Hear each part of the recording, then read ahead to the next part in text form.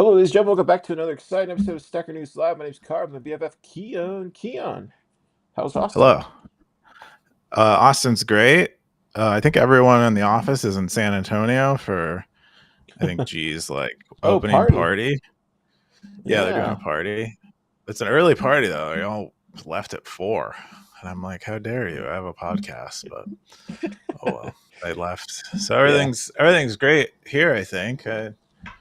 I don't know. Nick keeps saying that there's going to be like a riot Yeah. downtown, but Nick is. I don't know if Yeah. maybe he's right though. Yeah. He's been stressing about it all week. I haven't seen too much around because there's like this Mm. big building structure in front of the building. So like it's just been, yeah. I feel like I don't know. I could complain, but there's so many things to complain about. So I'll save the stackers from hearing me complain. The but yeah, G's throwing his opening party. That's gonna be fun. I'm so sad I had to miss it, but I'm in Tampa for the Bitcoin Day conference that's happening tomorrow, and then they're doing the Tampa soiree that's happening tomorrow evening, Oh, and then a there's a soiree. yeah, a soiree. What's a soiree, by the way? I don't know. Is that like a party for pirates? What's a soiree? I don't know. I don't know. But dude, Tampa's very, very beautiful. It's a very beautiful city. Like the infrastructure here is very nice. The roads are nice. Like everywhere you look, it's very nice. Like the people are nice. Um, yeah, it reminds me of like if Miami had like a nicer brother that was a family man, you know? It's kind of like that. It's kind of like that. That's what Tampa Hmm. reminds me of. It's like if I was gonna Huh. move somewhere, I'd probably move to Tampa because I could start a family. And you know what I mean? Hmm. Yeah, that's kind of interesting. Yeah, Yeah. it is sort of like the East Coast version of Texas. It does feel a lot. Yeah. My experience in Florida is it feels a lot like Texas because it's equally swampy, it's equally hot, the weather's kind of Oh, it's crazy. yeah, hot for Yeah, sure. Yeah, it's very yeah. hot. But like people are super friendly. Everything's nice. Uh yeah, but it's just really hot. Anyways, but Hmm. yeah. Very cool. Cool. Do you know how many people are going to be in Tampa for the Bitcoin Day? They're having this kind of like opening party tonight. I'm not sure if I'm gonna go. I mean, I did RSVP, but I'm kind of having second thoughts because I woke up early. Like I was telling you before the show, like I woke up like at midnight, and then I just took a nap right before the show, and then now I'm kind of like want to go back to sleep because I'm so tired. Plus I got to be there like at 8 or like 9, and then I'm like one of the early speakers, so I'm just like, do you know what I mean? I'm an old No, man, I know. Keon. I'm an old man. Don't do Um, that to yourself. You can't accept your old manness. You gotta keep yeah, trucking. but I'd Gotta rather live your. save all that energy for all day tomorrow. You know, like I'd rather save all that energy up for all day tomorrow. But I don't know. We'll see. Yeah, I might change my mind. I might take a nap and then go, and then we'll see. I mean, you don't have to like party hard or anything, but I don't really understand how people show up to conferences and like the first night they're there, they just get like, wrecked. And then they're like hungover for like 5 days during the whole conference, not sleeping. It's kind of a crazy way to live. And then you have Bitcoiners who just like go around to every conference and they do this like just week in and week out. They're just doing these benders. Yeah, It's I don't kind of know how crazy. they do that. They're just like professional conference people where they don't even do anything. Like they don't work. All they do is just like go to conferences for a Oh, living. it's the benefit of holding Bitcoin long enough, and then if you go to a lot of conferences, your network grows, and then people just start giving. Then you become like an influencer, and then But people we just know start who giving they you are though. equity at Like the companies for free. we all know who they are. Like we know they don't do anything. Yeah, well, I mean, I think some of them do, but I mean, networking is something. I think that's just something you have to appreciate is like knowing people, being connected to people, being able to get information, like trusted information to people is like valuable. It's a I it's a thing guess. that people will pay for. Yeah. I guess. So it's something. It's something fun, maybe to them. I don't know. Yeah. Anyways, but cool. We're gonna. If you've never seen this crazy show, it's called Stacker News Live. We cover the front page of Bitcoin. This is our YouTube channel. If you haven't, hit to the subscribe button. Last week's um, last week's most popular video was two of them. It was the AI one where Keon was asking, "Are you getting?" Or no, KR asked, "Are you getting dumber if you're using ChatGPT?" 151 people watched that, and then the other one was the very controversial one where I said the oh there it is. I said the Bitcoin mem pool was empty, but the obvious question it was dumb. So that one lit a that one became a whole conversation on the saloon on Sunday. Or no, was it Sunday? Yeah, it was a Sunday. Yeah. Me and Optimus went back and Optimism. forth. Yeah, How he who went I want after to you. apologize to. Apparently, I hurt his or her feelings, so apologize, Optimism. But Hmm. yeah, we ended up realizing what was happening.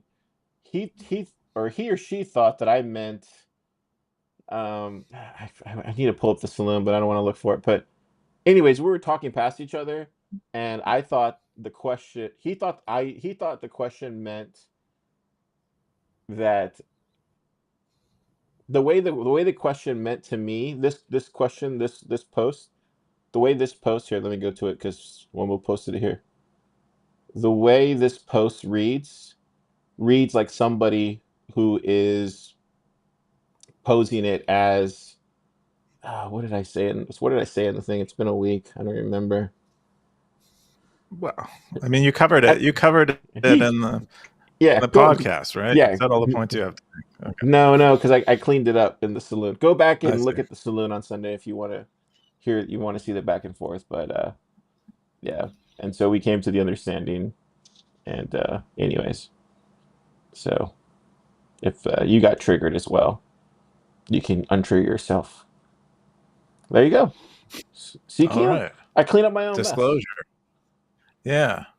Yeah. If Full you disclosure, accountability. if you want to if you want to see more stuff like that, and go ahead and check out these videos. We have them all here. You can see all my past mistakes, and even Keon's. He makes mistakes too every once in a while. I'm sure. We have them on record somewhere here. Pretty sure I'm like 90% of the things I do are mistakes. So, I'm pretty sure 100% of the things I do are mistakes. So there you go. yeah, it's a good Cool. batting average. Yeah. We're gonna jump into the top five stories now. The number five story of the week is a few Lightning Python tools for node runners. This is from Hakuna. Lightning Territory, June 9th. Four comments, 1488 sats. Keon, what's this? Yeah, it looks like Hakuna wrote a bunch of Python scripts that they use to manage their routing node. So Lightning routing nodes can be fairly complex in terms of managing liquidity, and especially if you're trying to make money or minimize payment failures, or just like improve your node ranking, get more people to manage to make successful payments through you. You want to manage your node well. And so a lot of Lightning node operators end up with fairly bespoke solutions. In some cases, they don't even share the solutions that they have because it becomes sort of a competitive advantage.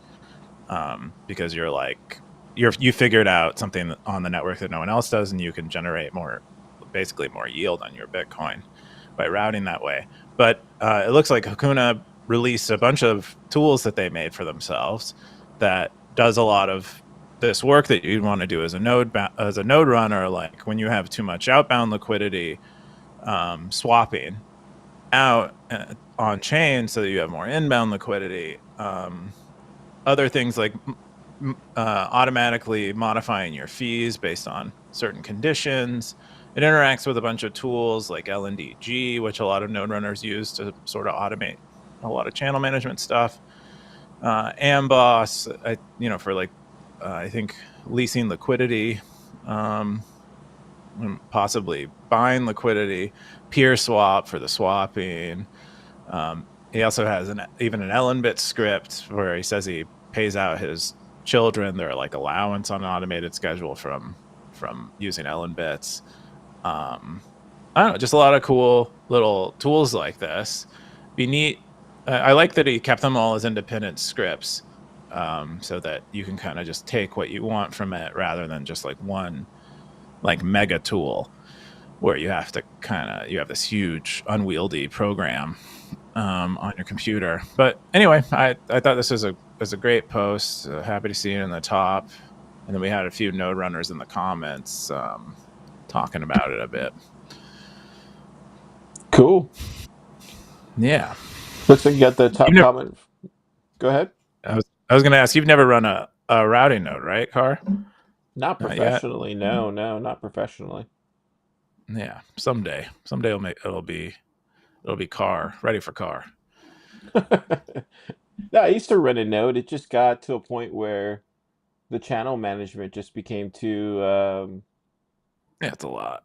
it's a lot. I mean, I was talking to Killian from Bolts, and that was one of the questions I asked them was like, do you think that'll ever get to a point where like the average pleb runner can make that a little bit easier? And he said he said something not very controversial, just like very practical. He said no. He thinks most people will just run like Phoenix server and be connected to these bigger liquidity channels.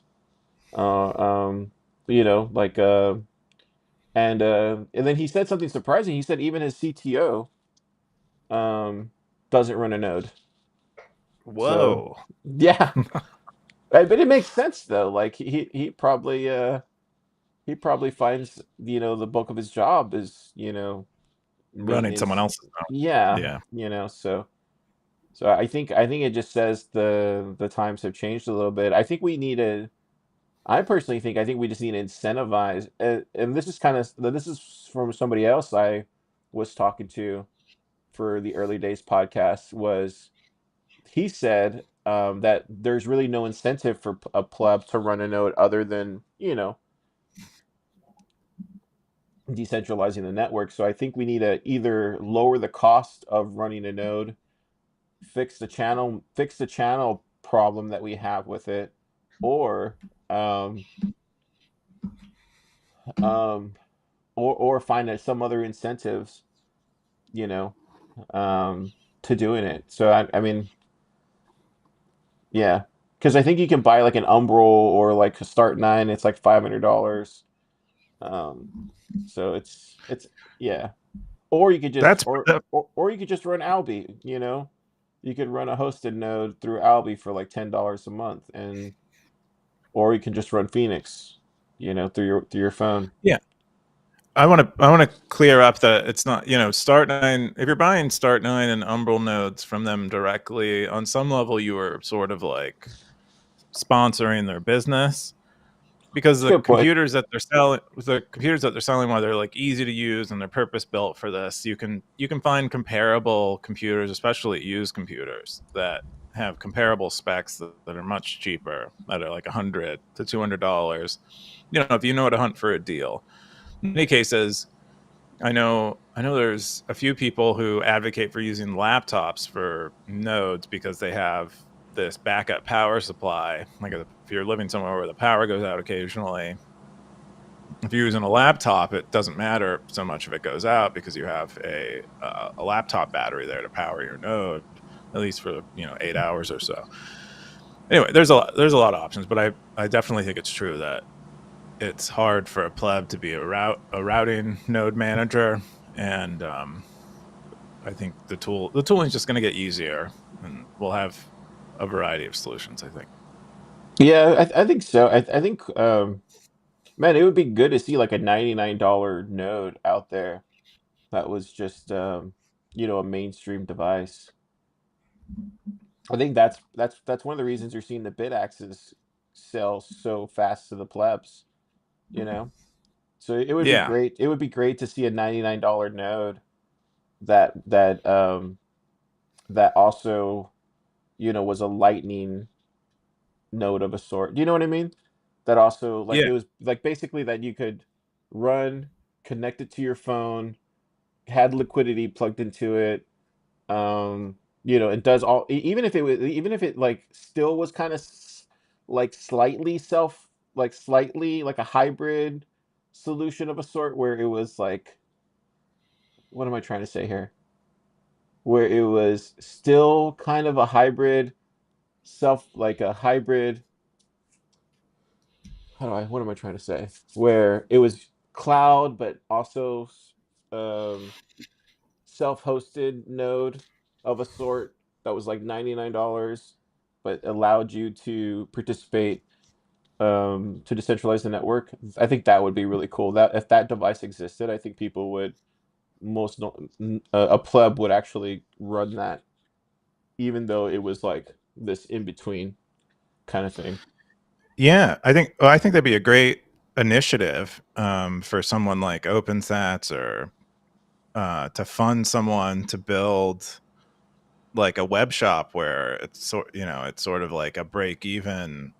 They're selling break even node hardware, and they come pre-installed with something like Start9 or Do Umbra on it, depending do on you what the know what I'm license talking are. about?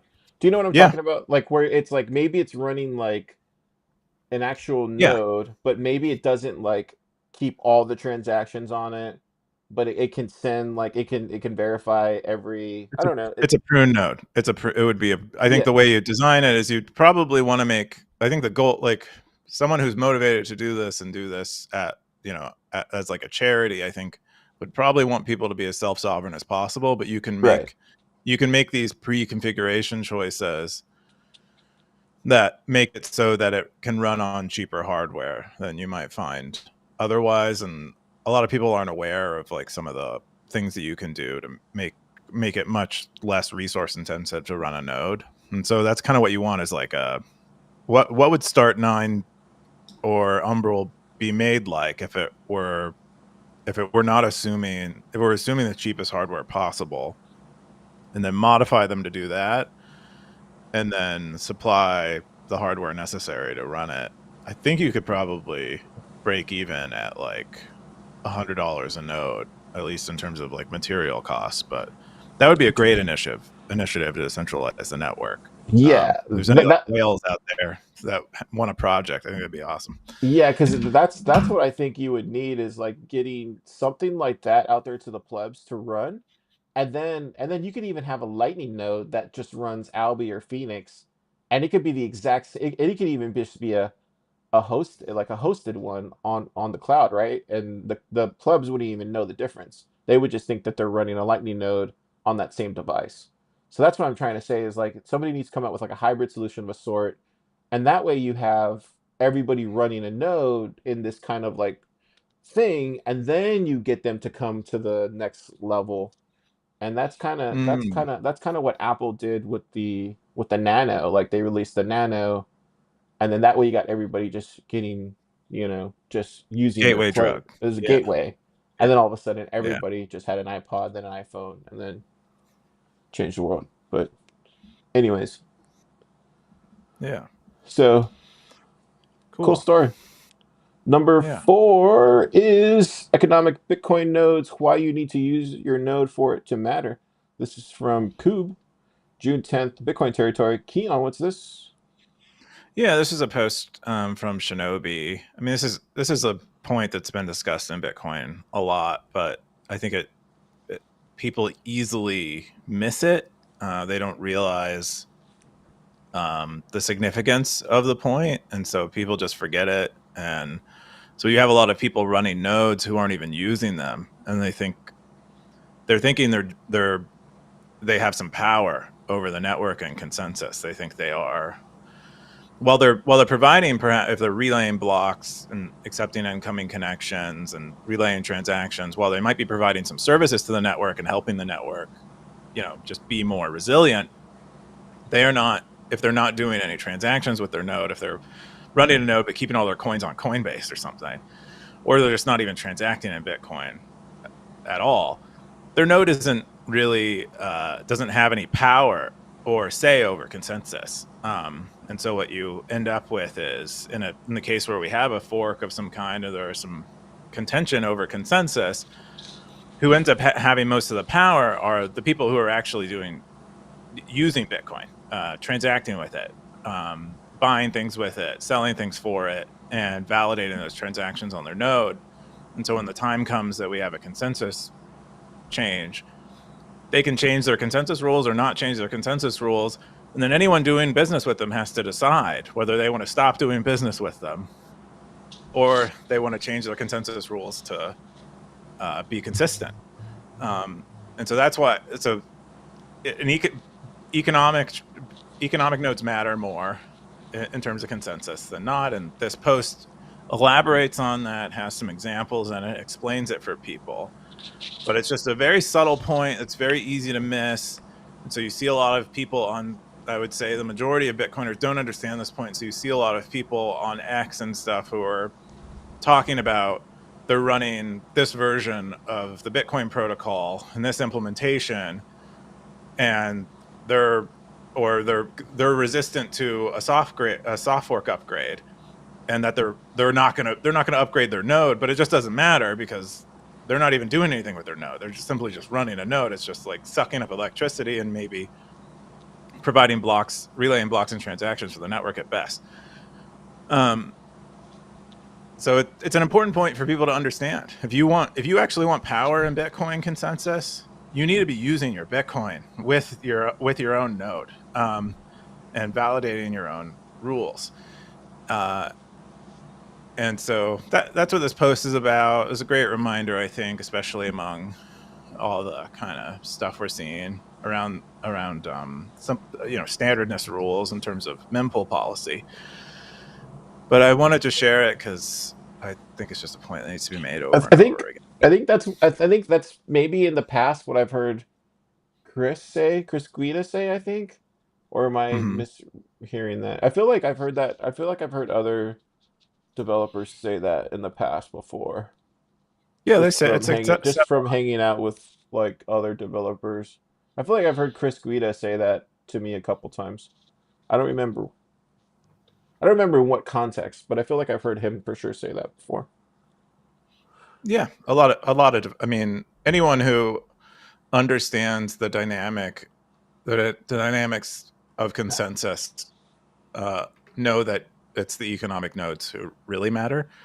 And so most developers who have been in Bitcoin for a bit will have a grip of that. Simple Stacker said, not sure 100% follow the logic. Is he trying to say that decentralized node running is useless if economic activity is centralized? That's probably true, question mark, but I'm not really sure because I'm entirely convinced that Bitcoin's value is tied to the amount of economic activity it's being used for. Bitcoin right now is seen as an attractive store of value because of its hard money characteristics. Even if big players like Coinbase creates a fork, if that fork softens the hard money properties of Bitcoin, I don't think that fork would retain the same value. It has everything to do with Bitcoin's properties, not the amount of economic activity it's used for. Um, yeah, and then yeah, it seems like you lay it out for him again, I guess. Yeah, we talk about it a bit more. I think he's a simple stacker is an economist, and I think is viewing it through the lens of an economist, and not. I think uh, can, I think missing because we talk about economic nodes. He thinks it has to do more with economics than it does maybe like technical consensus things. And so he comes at it from an economic point of view. But I think his point is valid in that the characteristics of the money will ultimately decide which is more valuable. But the value is independent of like what the rules are of what is considered Bitcoin at any time.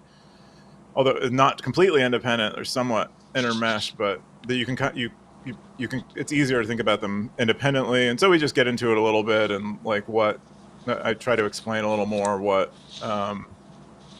what Shinobi is getting to in the article about economic nodes and what we mean by economic nodes, and clear up any confusion about it. And I think, yeah, we come to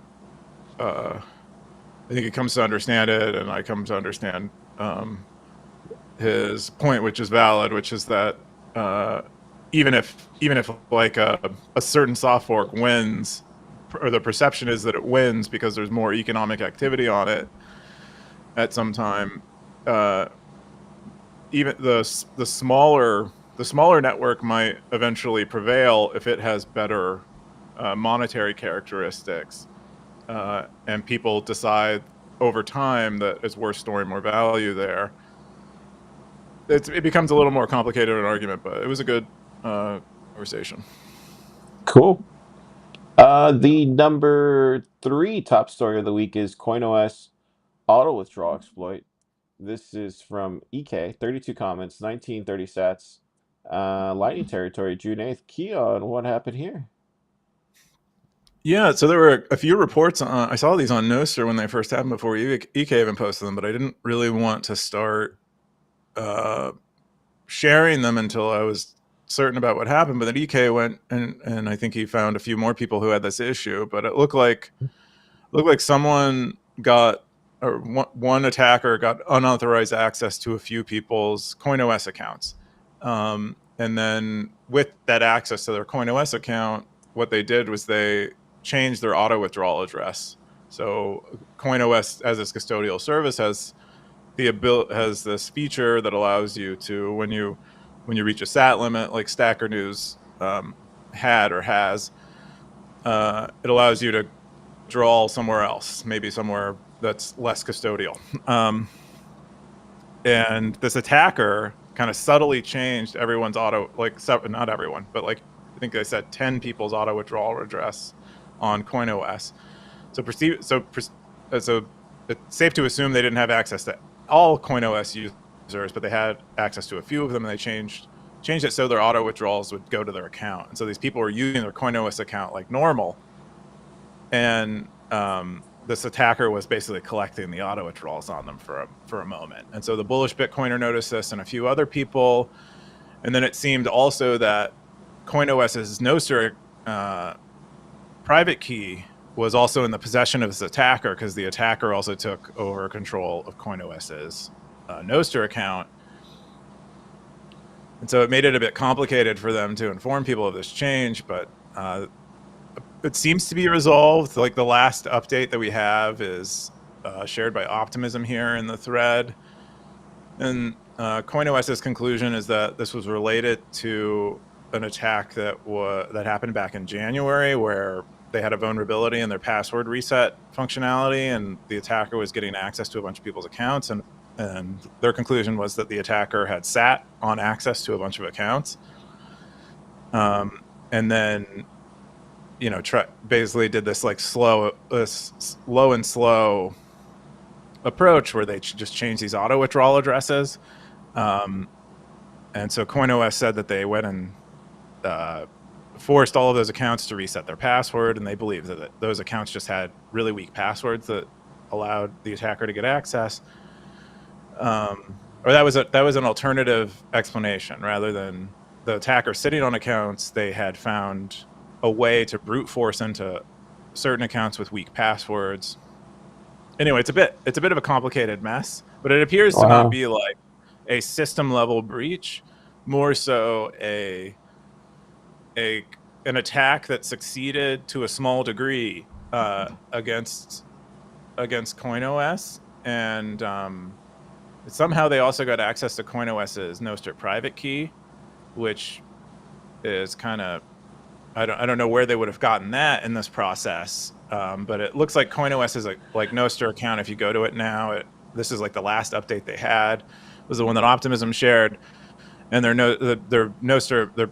old Nostr account is pretty much defunct. The NIPO 5 doesn't verify anymore, and if you go to their website, they have a new npub that has no activity on it yet. So, but it seems to be resolved. I also went in CoinOS's Telegram group and tried to see if there was any updates in there. But this seems to be like the like final conclusion of the whole debacle. Like CoinOS has a lot of users, and so there's a lot of customer support. And so I think this is a relatively minor incident compared Are to. they a private company, Keon? CoinOS? Like, or did they raise money? Do you know? I don't even know if they're a company at all. I think it might just be a dude who's running it. I know they're based in Canada, possibly in Vancouver because they do a lot of work with the like circular economy in Vancouver, Oh, okay. but might not even be a company at all. Might just be a dude providing basically an Uncle Jim node to a To the bunch of plebs. Bitcoiners. Yeah. Interesting. Plebs. Yeah, interesting. Yeah. Well, I'm interested to see where this story goes. I mean, it's always fascinating to me, like these, because I've been watching CoinOS just kind of. I mean, I remember the first time I heard about it was some guy came up to me at a meetup last year, and he's like, "Yo, Car, have you seen this? Have you seen this app?" And I was like, "What app is that?" And he's like, "CoinOS." He's like, "It's fucking custodial." And I was like, "Really?" He's like, "How is that possible?" And he's like, "Check it out." And he was like showing me all the stuff that you could do on it. I was like, "Bro, there's no way that's real." I was like, "That's impossible." And he goes, "No, download it." I was like, "I'm not downloading that." And then and then like almost immediately, like 3 or 4 months later, I think we were talking about it on the show, and then little by little this CoinOS like thing has like taken a life of its own, and so it's been fun to watch. Like from the very first moment I heard about it, it was so controversial, to now it's hasn't let up, and that's the CoinOS story that Carr has experienced from the very beginning.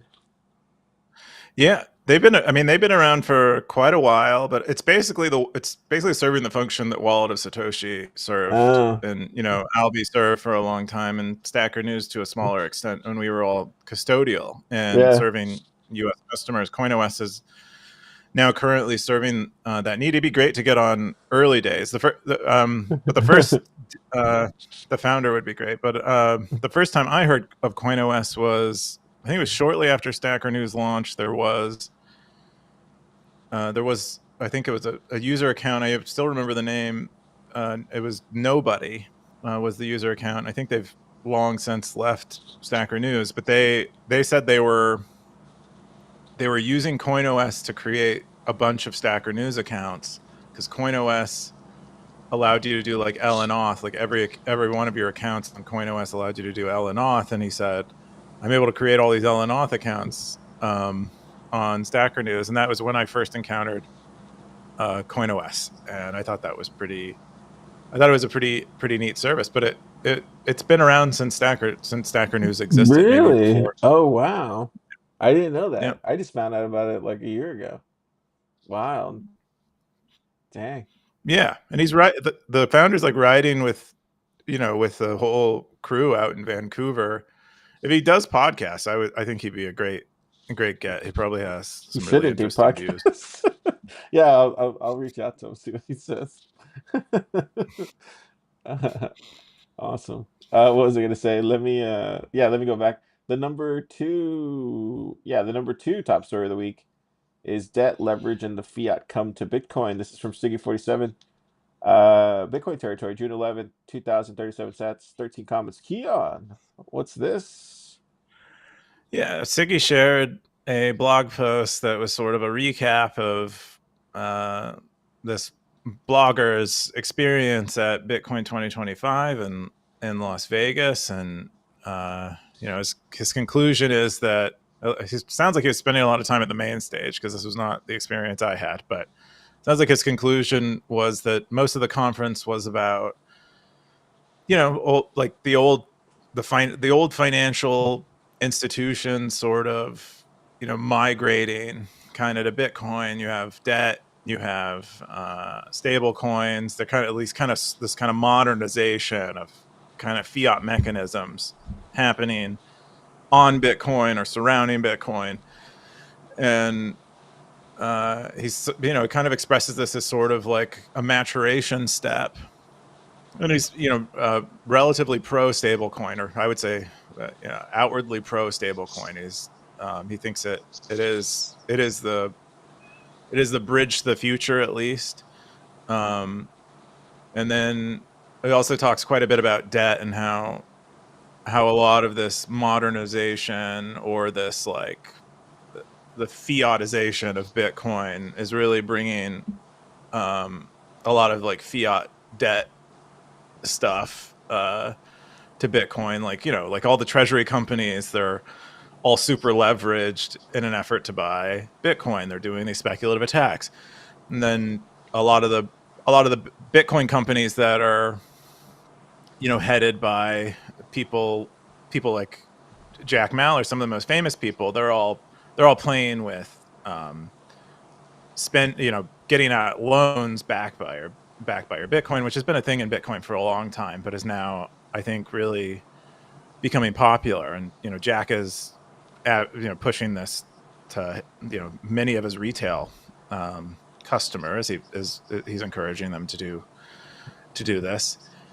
Anyway, it's like kind of an interesting perspective. If this is maybe uh, a kind of, I would say, like a normal finance guy's view of pro Bitcoin, but not really too concerned about uh, some of these more traditional systems arriving at Bitcoin. This is like their view of Bitcoin at the moment, and it's probably what Bitcoin is like Bitcoin is for this person right now, as far as I can tell, for the most part.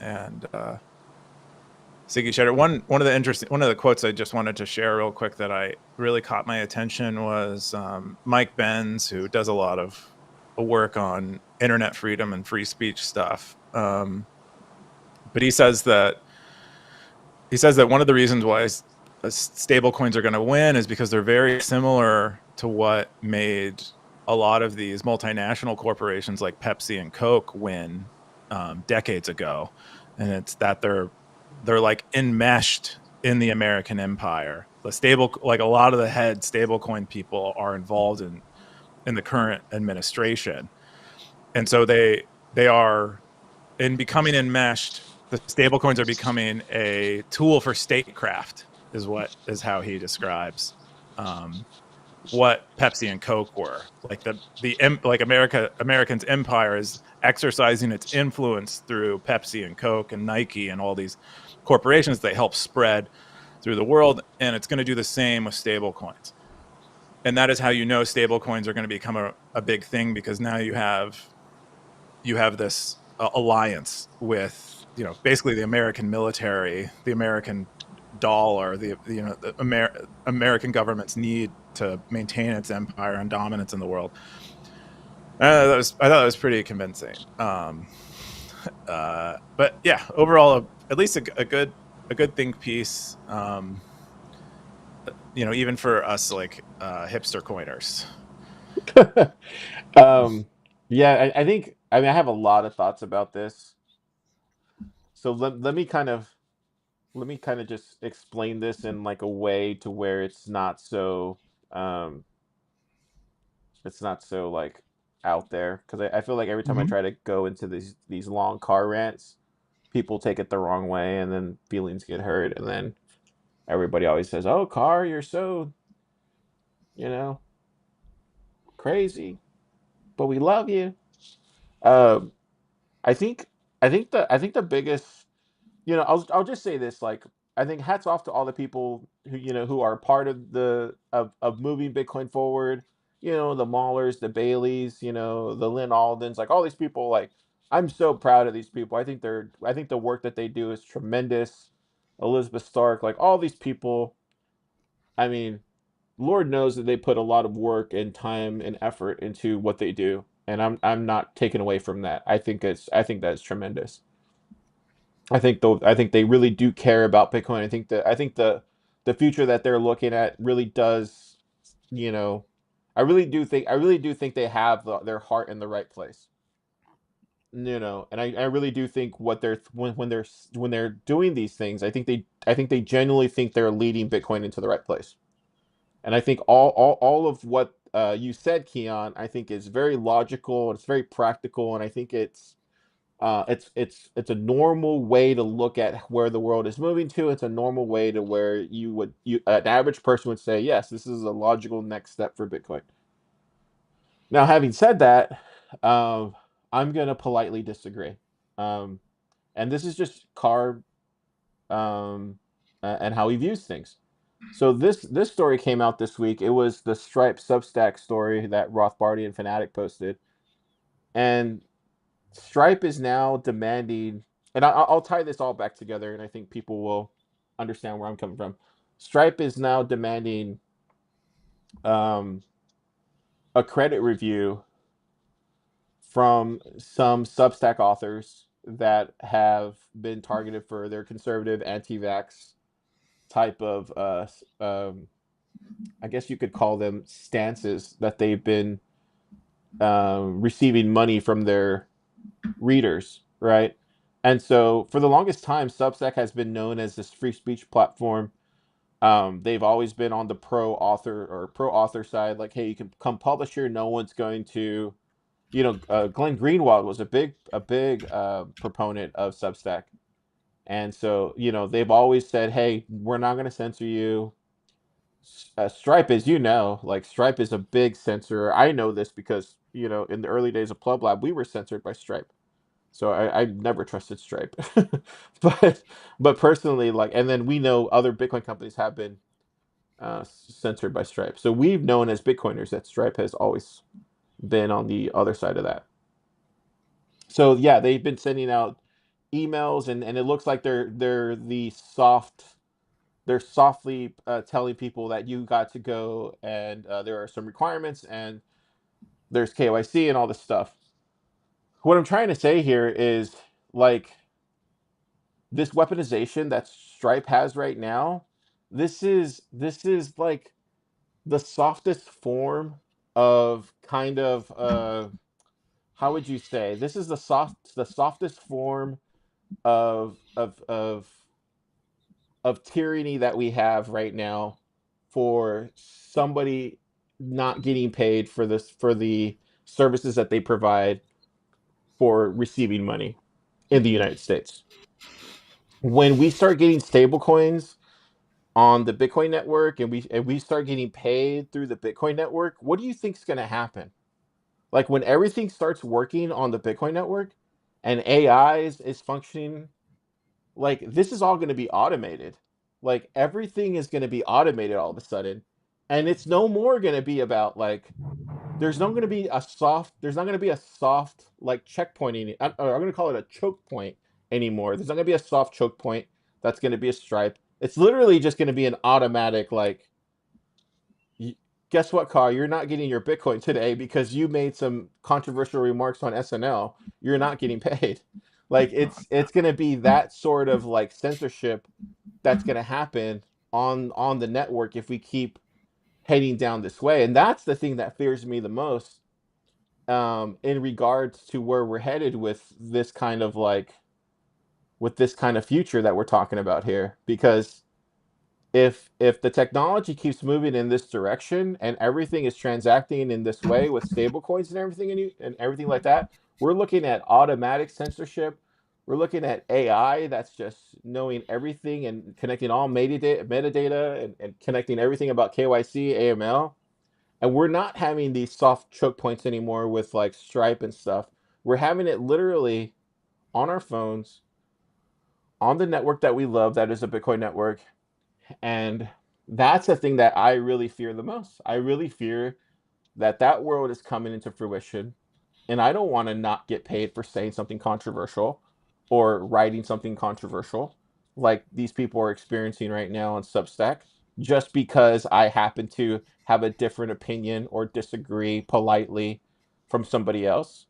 And that's the thing that I fear right now with us heading towards this kind of direction. And I think most people are not thinking about this future because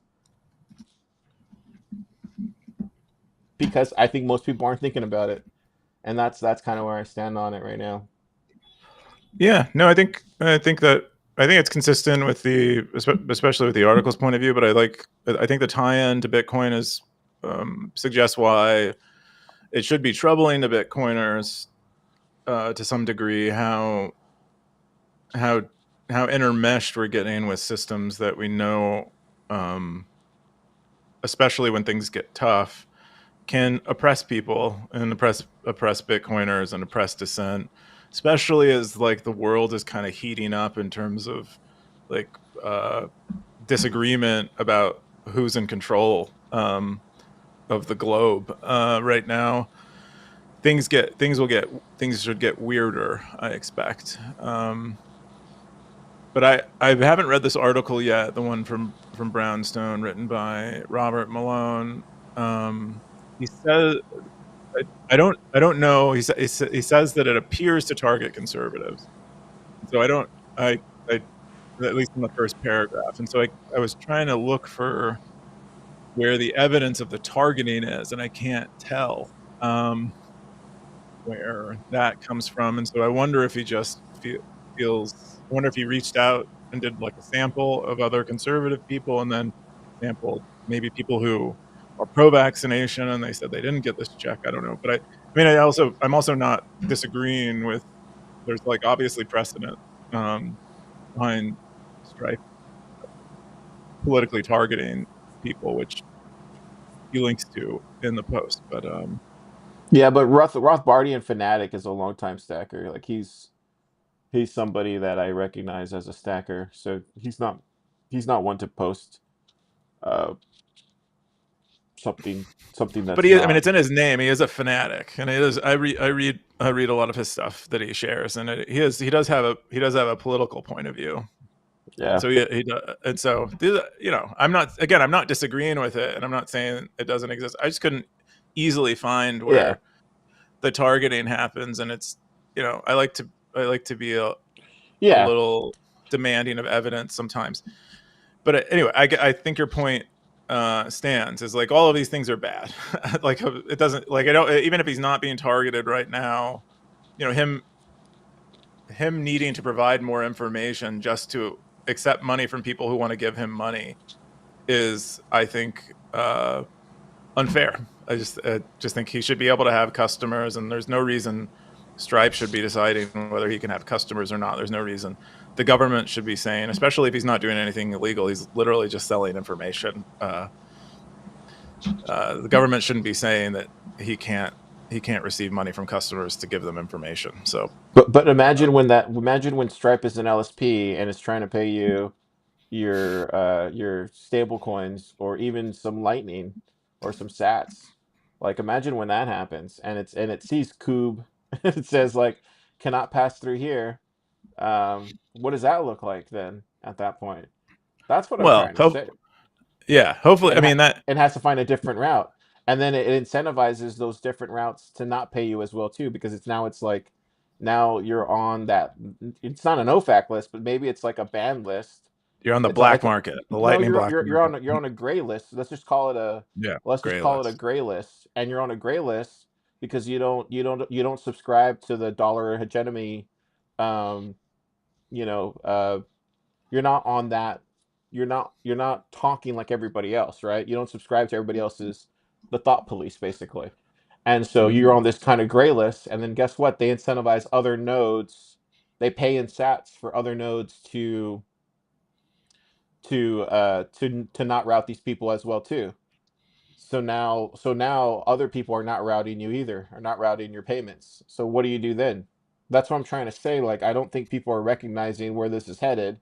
And this is not me just being paranoid. This is just me being just like these people, very practical about where these kind of, it's just me playing the tape. It's like, okay, so we do this, then this. Okay, so what happens when you disagree with this said plan?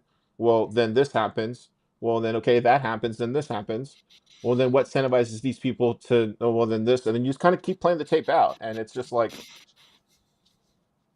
you know, Yeah, it's yeah, unfortunate, but this is kind of where we're kind of going. And it's just, I don't think people are recognizing what's going to happen here because right now they get along with us, and this is kind of, I think most people have said this.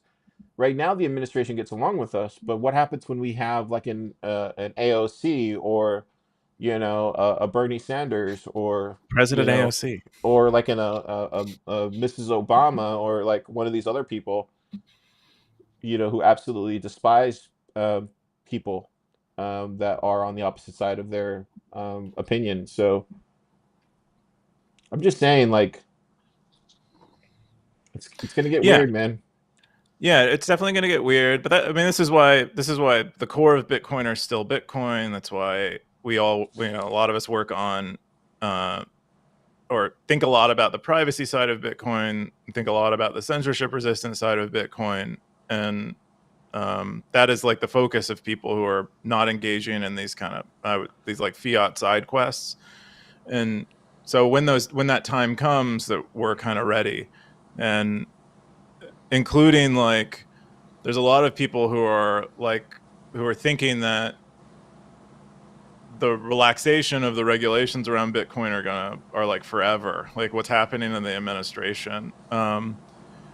And I don't think so. I think it's really a bad idea for Bitcoiners to get complacent and imagine that, because it will swing back the other way. And even if it's not in America, it'll certainly other countries will begin taking a hostile view to Bitcoin, and we want Bitcoin to be ready for the people, like the people that reside in those countries, to fight back and still be able to preserve their ability to transact and Yeah, I just want to be maintain able a to life. freely transact, man. I want to be able to freely transact and be able to freely say what I want to say without being censored.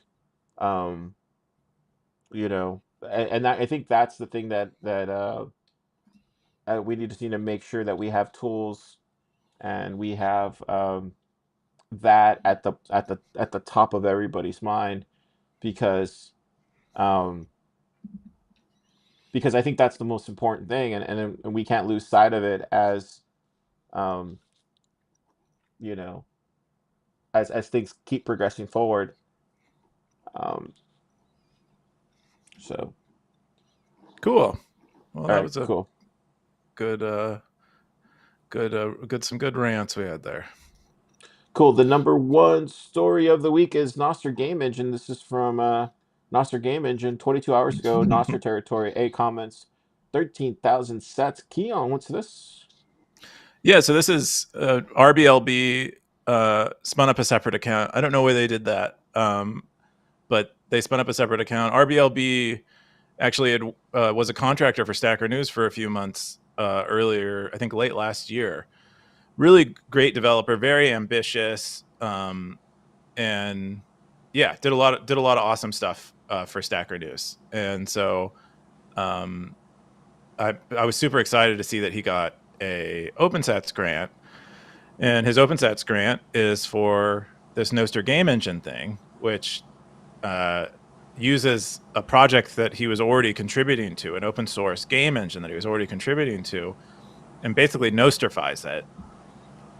And the main Nostr component is, I think, involves authentication, but primarily like peer-to-peer communication. So when you're playing a game where you're interacting with other people in the game, like most modern games, you play these online games and you're interacting with other people, you want to connect to them over the internet so you can send data to each other and messages and stuff.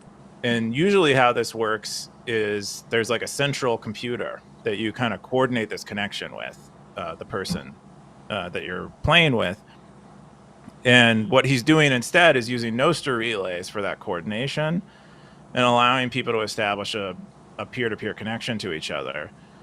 So that way your game is, and your connection to your peers is more fault tolerant. It's also your connection to your friends and your games are, uh, more more durable. You're not going to be, if car gets censored from, I don't know, Valve or something, who might maintain one of these coordination servers. Car can't interact with his friends anymore. But in this case, it kind of avoids that property, and you can connect directly to your friends in a more censorship resistant way.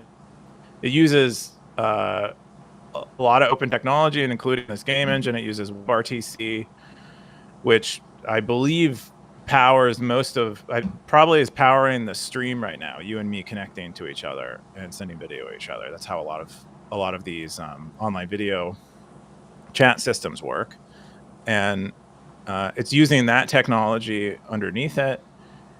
And he did this. This is his first release from it. Only a few weeks after he like announced the roadmap, he produced it. He's a very generative developer. He moves very fast, and it has a little demo showing it working already, and it runs in. It's a Java app. So you go to their GitHub, you can download it, and you can experience the demo and kind of see a glimpse of what it'll be. But I think it'll be really cool. I don't do a lot of gaming, so I can't.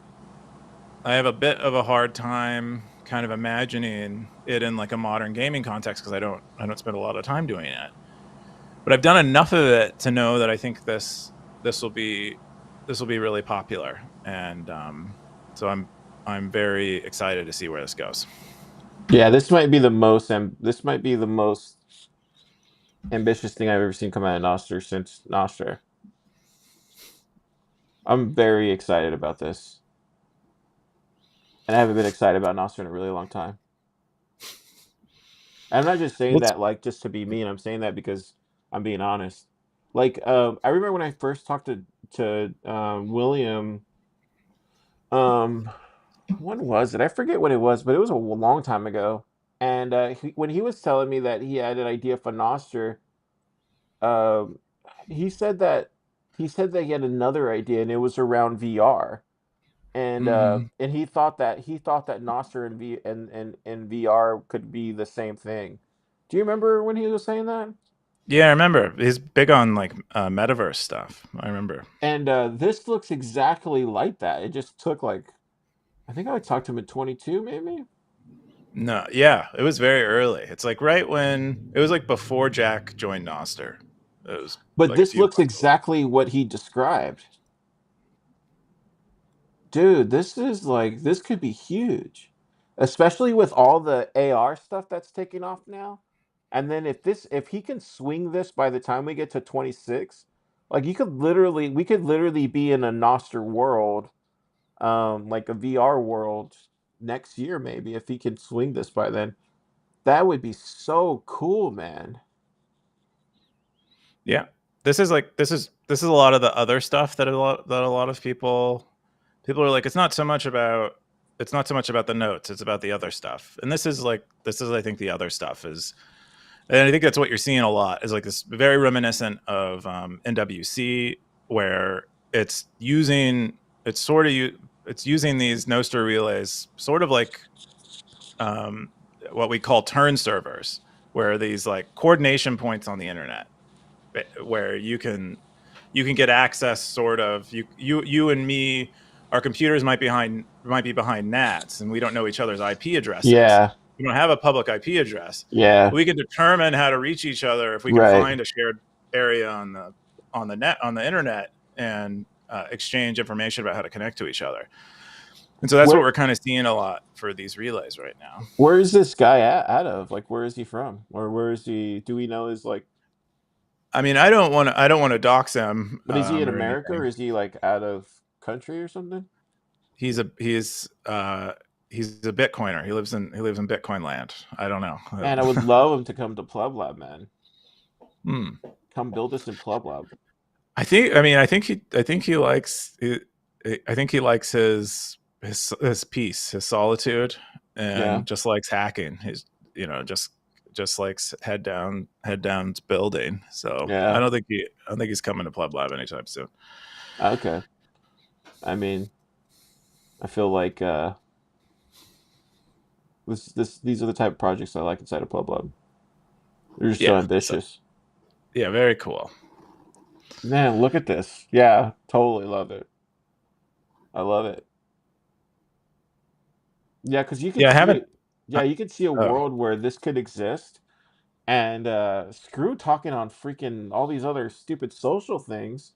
Like, put on the Noster headset, like, go out into the Noster world, and like start talking amongst the community, and then like start experiencing Noster in the virtual world. Like, that would be cool, man.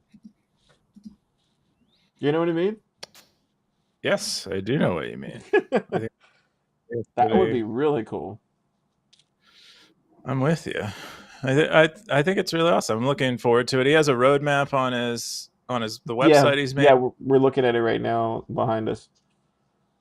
Yeah, he's So plans to cool. add monetization to it, um, so that there is some incentives for people who are helping with the coordination um, here. And then he's going. He's going to make it run in browsers. He's going to do iOS and Mac OS. He has a really big ambitious roadmap here, but I'm really looking forward to it. I haven't actually played the game yet because it requires me to download it and run a program on my computer, which I do not like to do without reading the code, uh, doing some analysis at least.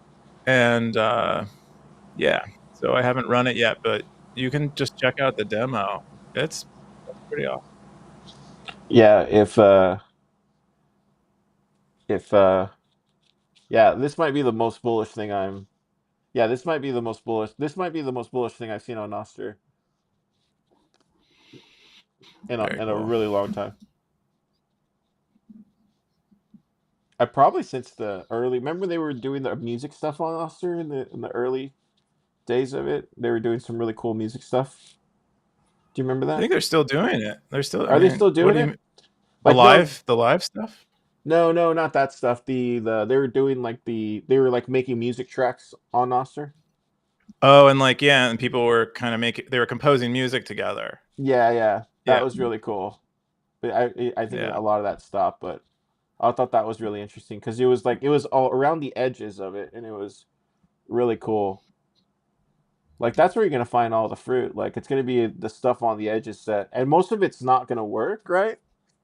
But it's still gonna be mhm, around there, and then because that's the thing that is gonna lead to the J curve. It's gonna be those things, and this I think this man this has a lot of potential. Gosh, that's so cool. I saw it got posted on Second News, but I didn't bother looking at it because I saw I saw the thing and I was like, oh, it just looks like a login screen, but I didn't click on the roadmap. yeah, yeah. It's definitely one to watch. And knowing RBLB, he'll be shipping updates fast, and so he's gonna hammer through this roadmap. Yeah, this. How many more people does he have helping him with this? Is it just him by himself, or is it more? It's just him. No, Oh just him. I wow, think. dude! You know, he got an OpenSets grant. I think it was announced a few, maybe 2 3 months ago. I think, Wow, and yeah. people should be running to him to help him on this, be a part of history. That's what I would say. Well, I mean, hopefully, we get some people pumped up about it. I think it's a bit of a sleeper unless you really look at it. But he's getting there to the point where the demo is going to be excellent, and so all you need is a few people doing like videos of them playing some early games with it, and it'll blow Dude, I up. could see this being so big. I could see this being so big. Yeah, this might be the thing that gets Noster on the map. Yeah, might push it over the This edge. yeah, this might be the thing because it's like it's that thing that like everybody goes to when they're like, "What's Noster?" And they're like, "Oh, it's that game you're playing." And they're like, "Really?" And they didn't even know. And then that's how they discover everything else. They're like, "Yeah, you can use your same login for that to log into this other app." Really? And like that's how they like figure out that they can use the same login for everything. And you're like, so those things called Sats in that game, I can pay for my steak and shake burger with. I'm just like, yeah, man. Did you not know that? Telling Yeah, you. Anyways, pretty cool. cool. We're gonna jump into your stories. You had the first one you had was the let's go with the Zeus one, the Zeus privacy one. What's that? Yeah, it looks like Anon had some questions about using Zeus with the embedded node and uh, how to make sure their usage of it was private. Just any kind of tips and tricks they could get to make it a little more private. And I like the question as a simple question. And Darth Coin fortunately chimed in and gave him some tips. He says only open simple taproot channels, which have im- quite improved privacy over normal channels, um, or the SegWit channels. And then he says to open private channels with Zeus's LSP. He says also to buy inbound from them because it'll be it'll be more on the information revealed will be more so on their side. And then he describes just like sort of making sure payments are uh, effective, and how many channels you should open. Another privacy technique he suggests is using multi-part payments, where you split your payment on several routes where it eventually arrives at the destination, and that way your channel partners or anyone cannot see how what amount you're actually sending to the destination. Just a a marginal but important privacy enhancement. Anyway, just some great tips in there, and there's some back and forth. Nick Nikotsla also has a few recommendations, but I like questions like these because these are the things that I think that make a big difference over Zeus. time for people. Yeah. Yeah, That's why Zeus is so powerful, man. Yeah. Cool. The next yeah, one that you had was um let's go with the Apple WWDC one. You like the liquid glass? yeah. I like the liquid glass. I have to find this. It Let me was a see Mac if I Rumors post that you had for I think it was on Wednesday.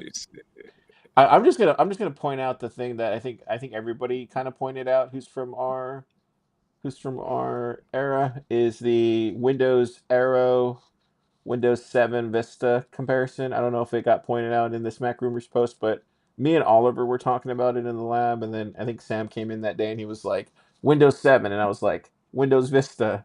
It looks totally reminiscent of that. I feel like Apple always takes from Windows. Did you not see that Hmm. comparison? No, I have not seen that comparison. I'm Oh, trying wow. I to. would have thought you saw it.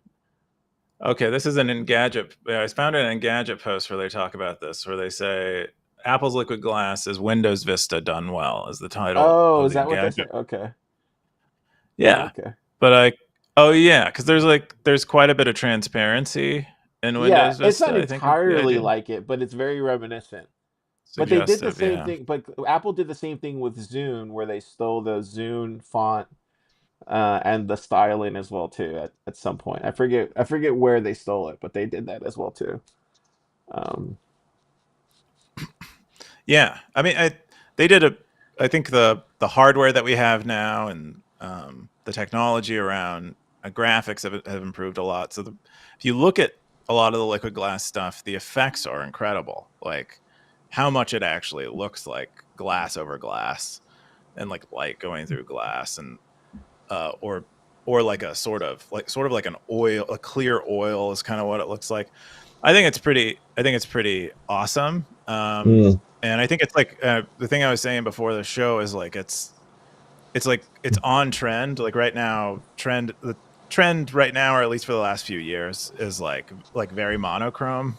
Um, in general, and this is kind of in line with that, but then it like takes it a step further, and it's like no, it's even simpler. It's like it has no color at all.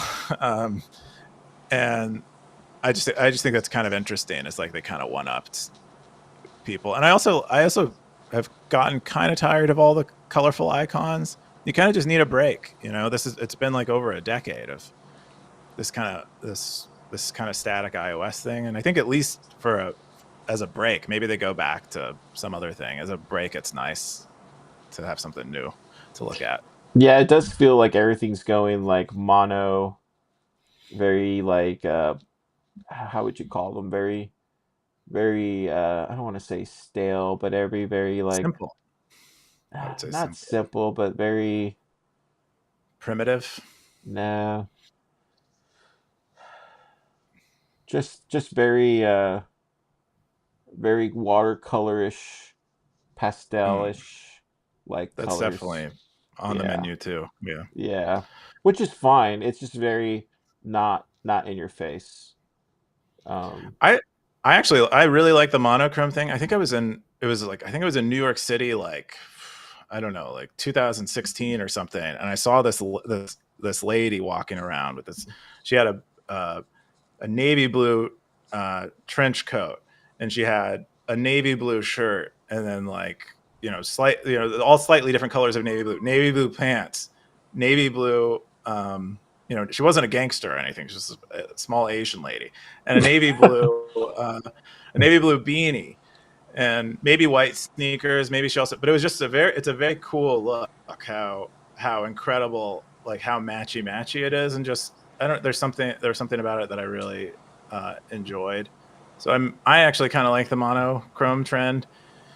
Um, Not that I participate in much fashion or trend stuff, but I enjoy that things, and I You think it's enjoy cool. looking at it. Yes, exactly. I enjoy appreciating it. Yeah. I I uh I I am I don't know. I definitely enjoy the pastel colors and the watercolor stuff.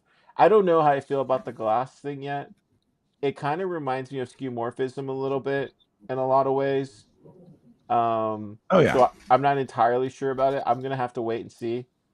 That's my typical answer. I need to see it on the phone to see if I can tell already I'm gonna like it for Safari, just because Safari is gonna be so much better to view.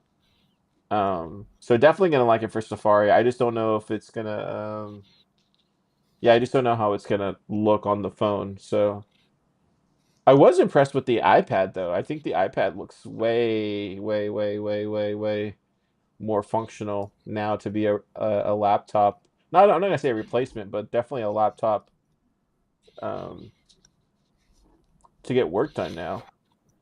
I feel yeah. like With it's the definitely windows. progressed. Yeah, it's definitely progressed, but yeah.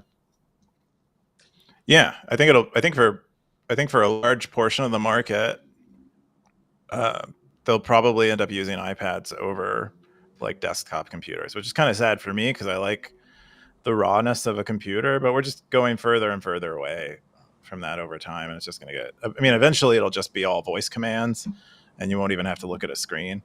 But um, in the Yeah. meantime, we have these screens with these buttons you press on them. And Yeah, that's just well, what it just the is. amount of stuff that you can do in browser now, like it's just kind of amazing that you can do all these things inside of a browser. Like you can do editing with video now, editing with audio, and like the places that you're going, and now with OpenAI stuff, like you're just able to do a lot more multimedia stuff in the browser that you just couldn't do, 3, 4 years ago. So you don't really have to carry this big machine anymore unless yeah, Yeah. it's different. Cool. The other one that you had was the Michael Saylor Jordan Peterson um video. I saw this one, but like I said earlier, I didn't see the second one. Yeah. I watched both. So I shared it with a sort of bearish sentiment because I'd seen Jordan Peterson giving interviews and I found his point of view sort of tired. He's kind of repeating the same thing, continuing to talk a little too much about, I think, political issues that are just over. Um, Who, Jordan and Peterson or Michael Saylor? uh, Jordan Peterson, because I'm like kind of tired of his point of view. It's already been expressed a million times, and so I got I just got kind of exhausted by him in general.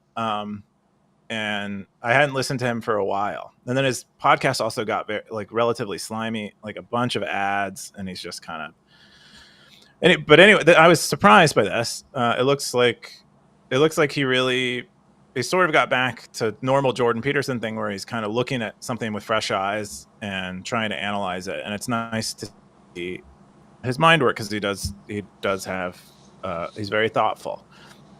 And so the first interview which you said you saw, he does somewhat of a deep dive into Sailor's background, which I hadn't really seen before. Like he's talking to him about his mother. So this is it's really interesting because Peterson's background is being a psychologist to people like Michael Saylor. That was like his professional background. So he's actually like sort of psychoanalyzing him publicly. That was my favorite And part of the whole thing. Like my yeah, favorite part was that yeah, first 30 minutes where he's like yeah, just we're just viewing in on this like psychiatrist session. That was my favorite part. Yeah. The rest of it, I was just like, oh man. Yeah, go ahead, go ahead. I'm sorry. Yeah, but then it, so then eventually they get around to talking about technology, and then eventually Bitcoin stuff, and um, even there, I found Saylor was not as sort of belligerent about MicroStrategy and fiat and debt as he normally is. Like when he has like a 5 minute CNBC clip or whatever.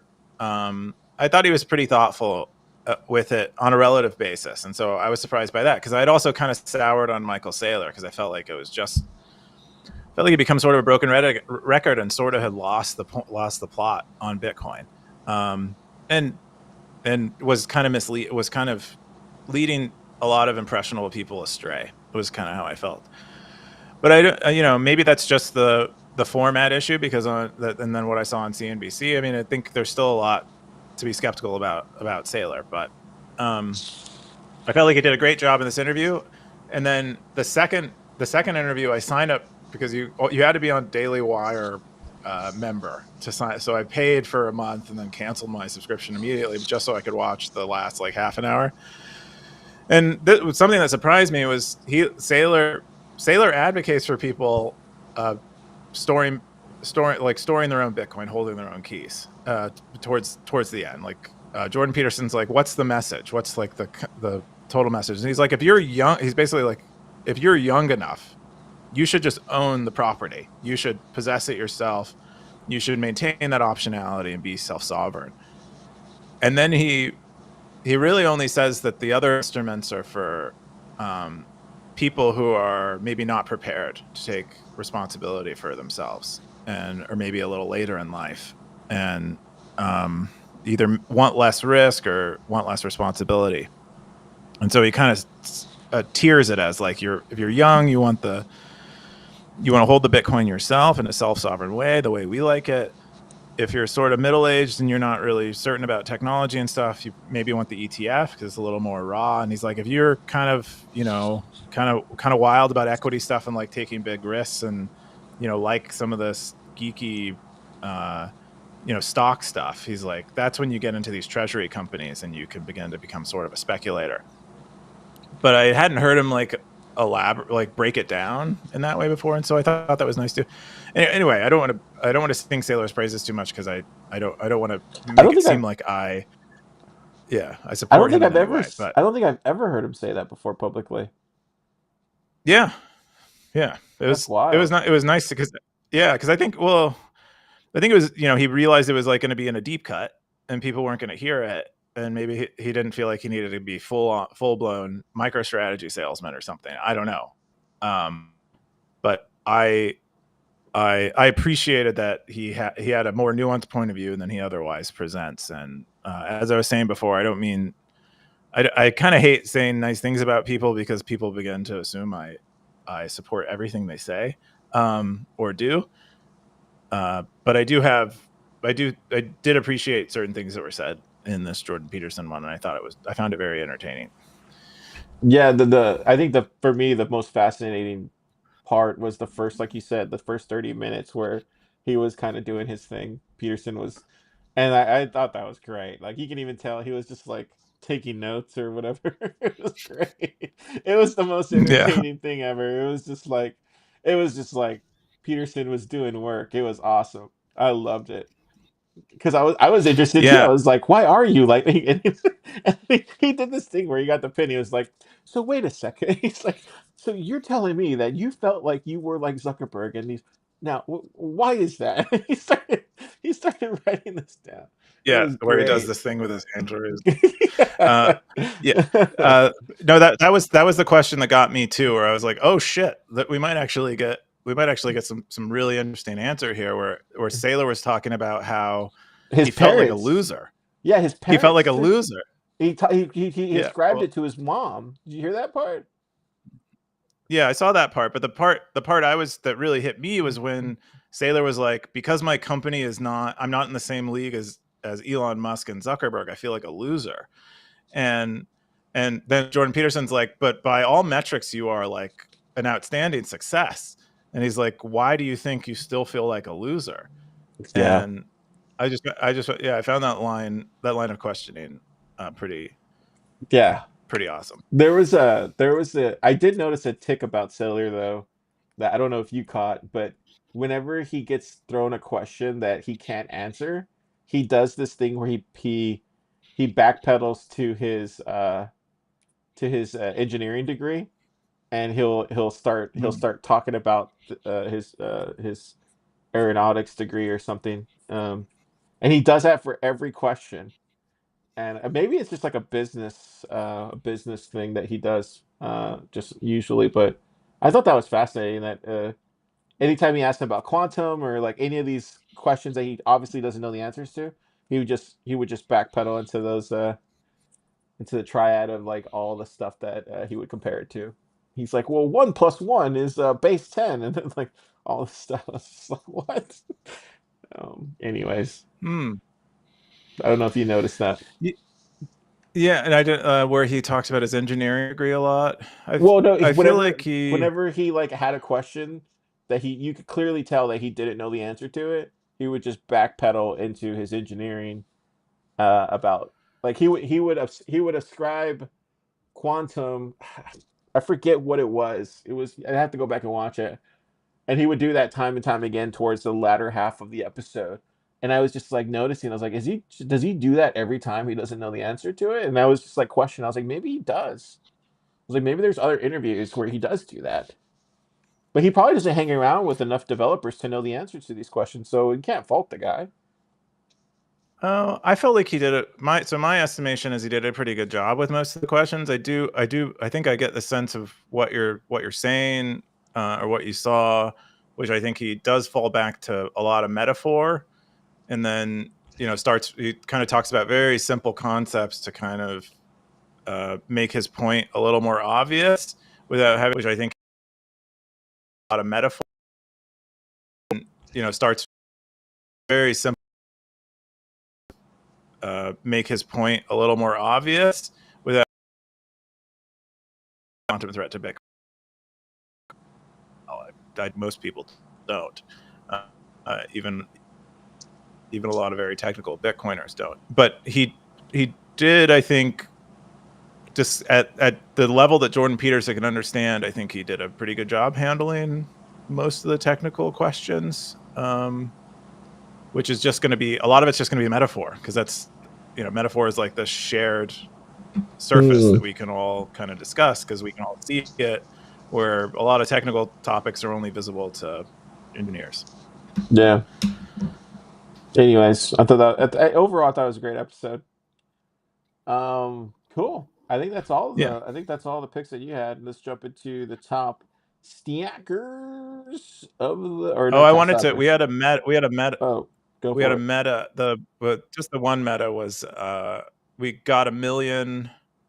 Got our millionth item on June 7th. So simple stacker. I don't know how they captured the millionth item, but the item with item number 1 million, he posted happy 1 millionth item and Oh, shared really? a How did he figure that yeah. out? I would think he saw in the URL bar you can see the item count go up, and they must have been seeing that So we're getting what was close. And 999.9?